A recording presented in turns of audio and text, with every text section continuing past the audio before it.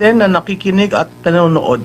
Opo, ma'am, ano pong masasabi ninyo na bago pa man makapagpahayag ng depensa ang kampo ni Vice President Sara Duterte sa mga aligasyon, lalo na mula kay Ramil Madriaga, taong bayan yung unang nagdepensa sa kanya. Agad-agad, naglipa na agad sa social media ang kanilang mga mapanuri, mga pag-analisa po nila sa mga ebidensyang ipinahayag ni Madriaga po, Prof. Ano pong mensaheng sinasabi po nito? Well, Admar, natutuwa ako kasi gising ang taong bayan, mapanuri, talagang sinundan at talagang tinitingnan nila isa-isa ang mga linalabas na supposedly evidence ni Mr. Madriaga. Talagang kita ng taong bayan na may mali sa kanyang testimonya at may mali sa kanyang mga sinasabi. At katawa-tawa ang House of Representatives kasi walang vetting na nangyari na hindi nila on their own determined ano ba yung sasabihin ni Madriaga in the case of the supplemental affidavit, no? Hindi yan kasama, hindi kalakip as annex ng complaint. At tinanggap nila basta-basta at binasa kaagad, no? Makikita naman natin yung supplemental affidavit na yun, halos sulat kamay na maraming erasures na hindi mo maintindihan ano ba talaga ang tunay na istorya. So ako natutuwa dahil ang taong bayan mismo ang nagpatunay sa House of Representatives na ang source nila is very polluted. Pero parang iwas pusoy pa rin po sila sa kabila ng ganito po yung mga pag-question ng taong bayan. Kasi hindi po ba ang taong bayan yung piniplease nila na makuha yung simpatya dito sa mga pahayag ni Madriaga, Prof? Tama yan, Admar, no? In terms of political, di ba meron tinatawag na Court of Public Opinion. Makikita natin doon sa Court of Public Opinion, talagang malala ang dating sa taong bayan nung prinesenta si Madriaga. So, kung ang impeachment, sinasabi nga daw nila political process at ang impeachment para hubugin ang isang naratibo, kitang-kita mo doon na maling-mali ang ginawa nila, una. Pangalawa, maling-mali yung mga konklusyon nila. Pangatlo, sayang ang pera ng taong bayan na ginamit dun sa hearing para lamang i-demolish na naman si Vice Presidente Duterte. Hindi nila inaalam ano ang katotohanan. Ang ginagawa lang naman nila ay binubuo nila yung isang naratibo na nais nila. Opo, at napaghahambing nga po, Prof, no, yung paunang mga aligasyon nitong si Madriaga at yung mga aligasyon naman noong Brave 18 po. Maihahambing nyo po ba sila, alin yung hindi ka panipaniwala, alin yung kapanipaniwala po, Prof? Admar, lalabas yung Brave 18, no? Doon sa Brave 18, meron silang affidavit at sila may personal knowledge. Makikita mo doon kay Madriaga on several points, wala siyang personal knowledge. In fact, haka-haka o pagsasinungaling. Magsimula tayo doon sa yung piece of art, no? Na habang nagte-testify siya, naglabas na yung artist noon na ng kanyang alam, personal knowledge, which is binigay niya kay Vice Presidente at siya yung artist nung kwadrang yon. So mali-mali na yon sa umpisa pa lang. Pangalawa, makikita mo yung affidavit niya, incredulous kasi lahat ng gusto niyang pagtagni-tagniin, pagtahi-tahiin, ginawa niya. Magmula dun sa kampanya, magmula dun sa term sharing, magmula dun sa kung paano siya nakilala, hanggang dun sa pag-aaral ni BP Sara, hanggang yung judgment call niya na mahina si BP Sara. Kumbaga sa street language, parang chapsuy na nangyari. Itapon mo lahat dyan. para sigurado na kung ano man yung istorya nila na gustong buuin sa dulo, lalabas. Kung yan ang star witness ng impeachment kay BP Sara, mahina yan. So hindi ko maintindihan kung paano pumasa yan sa substance. Kasi 'di ba ang kuwan nila diyan pumasa sa form and substance. Ngayon tinitingnan nila yung substance, paano ka nakakuha ng 54 members ng Justice Committee na nagsabing pumasa sa substance na yung evidence rest in one person, a person who is in jail for kidnap and ransom, no? It's not something to laugh about. Pinunto na yan ni Congressman Rodriguez na he is a polluted source. Pero makikita mo talaga polluted dahil pag tiningnan mo yung allegations niya, wala doon ang tumama. So, kung yan ang basihan at sinasabi lang nila clarificatory question, imaginein mo pag hearing. Katawa-tawa ang mga senador pag yan ang pinasihan ng impeachment kay BP Sara. Opo, questionable rin po ba sa inyo, nabanggit nyo nga po, na nakapag-decide na sila sa sufficiency pero may pinahabol pa sa affidavit. So ano ba, kung halimbawa, kung yung hinabol questionable, so tatanggalin ba nila yung sufficiency na yon? No, kumbaga kasi Admar, parang nag-judge ka na may sufficient in substance. Paano ngayon yan? Sa mga sinasabi niya, hindi mo naman pwedeng balikan na, ay sorry hindi sufficient in substance. Ay kung hindi sufficient in substance, dapat yan, hinusgahan, na katulad ng paghusga kay Presidente Marcos. Di ba, ministerial na walang basihan. Kung walang basihan, dapat tapos na yan. Pero dahil nga sa kagustuhang i-demolish ang Vice Presidente, sige lang sila ng dagdag, luto sila ng luto ng mga evidence na mismong taong bayan hindi tinatanggap. Kung ang mismong taong bayan hindi tinatanggap, silang mga representante ng taong bayan, tatanggapin nila yan, hindi ba sila katawa-tawa? Opo. Alam mo, ang masakit dyan, hindi nila binet si Madriaga Kaya nga ang tanong ko dun sa chairperson, kay Congresswoman Luistro, binet nyo ba yan? Paano ang vetting na nangyari?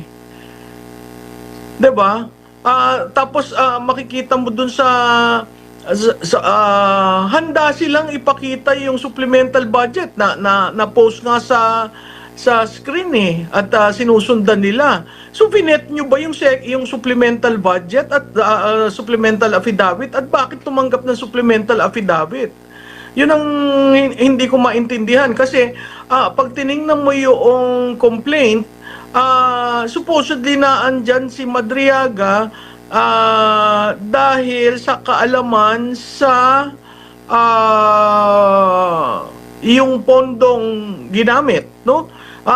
Pag tiningnan mo yung affidavit kasi, you have to inform right there sino ang evidence mo for discharge. No, so lumalabas si Madriaga ba evidence mo for all the things that he has said? Yung bang mga sinabi niya lahat nasa complaint?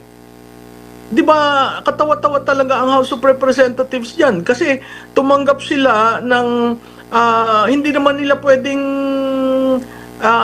isuka yung sinabi niyan kasi tinanggap niya and it is part of the records.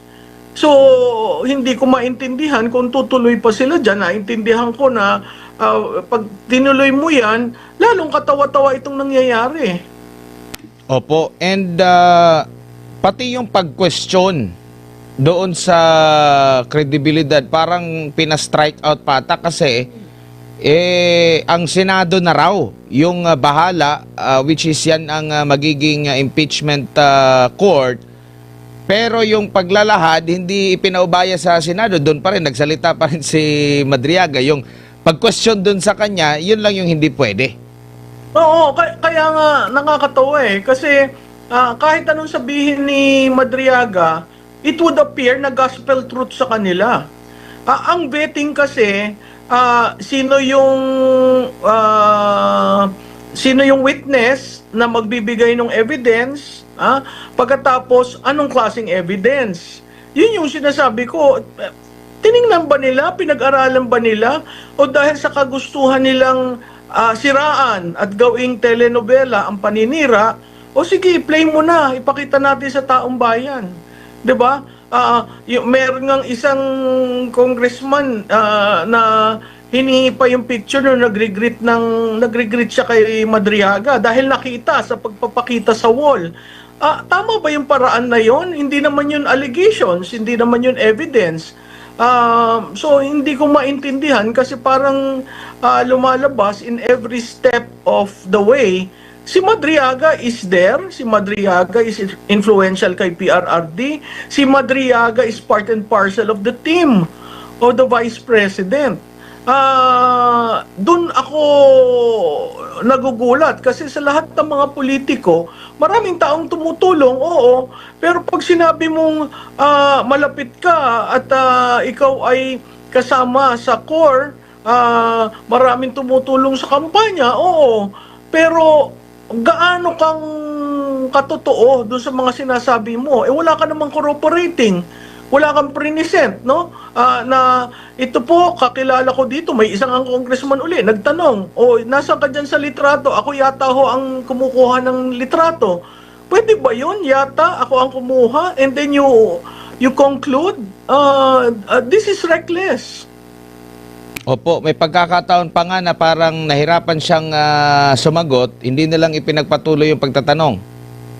Oo, alam mo yan, on cue nga yun eh. Ikaw, it seems to me that you are about to cry, you are teary-eyed.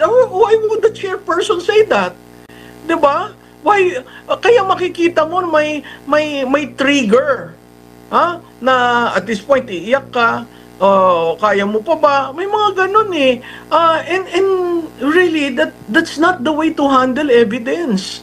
I was so surprised kasi hindi lang naman bago ang Pilipinas sa impeachment. Marami na tayong impeachment, nakita natin. Yun ngang pagbubukas ng envelope kay ERAP, naging issue eh, di ba?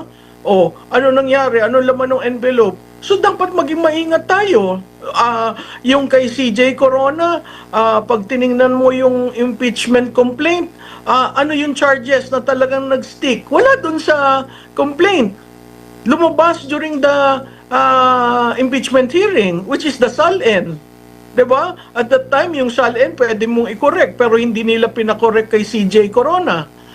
So, at yung dun lumabas rin, mukhang ginagamit nila yung listahan ng AMLAC na pinag-combine yung total ng paglabas at pagpasok ng pera at ang total amount na nandun sa bangko ay this much. Na sinabi ni CJ Corona, that is not true. Mukhang yun din ang strategy dito. Kasi kinukuha nga yung bank account, no? Noong pumirma si Madriaga, no? Makita mo talagang telenovela eh. Pumirma ng winib niya ang bank secrecy, no? Pero hindi sinabi ng chairperson, ano bang bangko yan? Yung bang bank ay dyan ba hinulog yung dalawang cheque ng land bank? Kung doon hinulog yung cheque ng dalawang land bank, mukhang yung cheque fake. Opo. Ma'am, So hindi ko maintindihan kung saan ang direksyon na ito. pero di po ba ma'am, yung mismong tawag nito, affidavit, advance po yan nilang nakukuha. Di po ba?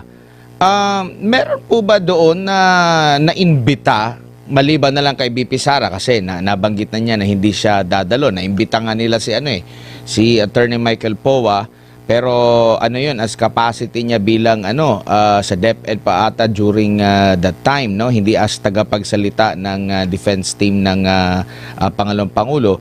Pero bakit yung mga binanggit niya, bakit hindi po kaya napatawag yung mga maaring makasagot doon? Halimbawa, yung sinabi niya na part siya ng BPSPG. Kasi merong nag-debunk na po doon sa mga affidavit na Meron na rin silang sariling mga affidavit po na inilabas na ang BPSPG tinatag ito way back panahon pa ni Secretary sino ba yung unang secretary ng Defense, no? Lorenzana, no? At nagbanggit din na hindi yan naging parte namin. At marami pa, pero hindi yata na napatawag during that time kasi ang sinasabi nila dito ngayon na yun daw mga patutsada na ng kampo ng pangalawang pangulo sa mga pahayag ni Madriaga ay best daw na harapin niya doon mismo sa kamera, pero kapansin-pansin parang hindi yata inimbita yung mga mismong ahensya na makakasagot din or mga individual na makakasagot din talaga directly doon sa mga akusasyon ni Madriaga. Tama ka dun, Admar, no? Kasi pag sa impeachment, di ba may complaint? Yung basihan ng iimbitahin, base sa complaint. So, paano mo i-debunk? Paano mo i-strengthen si Madriaga? Di pakikita mo dyan, member ka nga ba ng BPSG? Ikaw ba'y naging staff ng National Security? Nasaan ang iyong preba na ikaw ay naging staff? Nasaan ang kailan ka nagsimula? Yung mga basic questions to establish hindi polluted source si Madriaga, no? So dapat yun iningatan nila. In-establish mo yung personal circumstance ni Madriaga in terms of the public record of Madriaga, and since he was claiming he was part of this, he was hired by this, yung dun kay Secretary Goles, I was the chief of staff of Secretary Goles. I was chief of staff from 1992 to 1998. Wala kaming staff na Madriaga. Yung sumunod sa akin, tinanong ko, may staff ba tayong Ramil Madriaga noon nung ikaw ang chief of staff? Wala. Doon sa National Security, may staff ba si National Security Roy Logoles? Wala.